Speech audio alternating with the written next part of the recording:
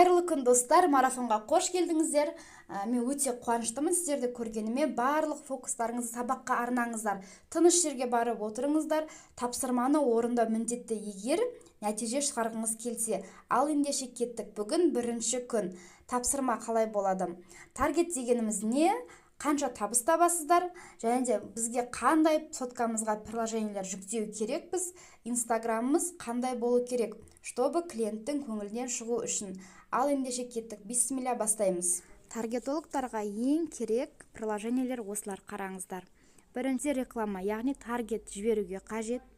Canva баннер жасау үшін. Facebook, біз таргетті Facebook арқылы шығарамыз.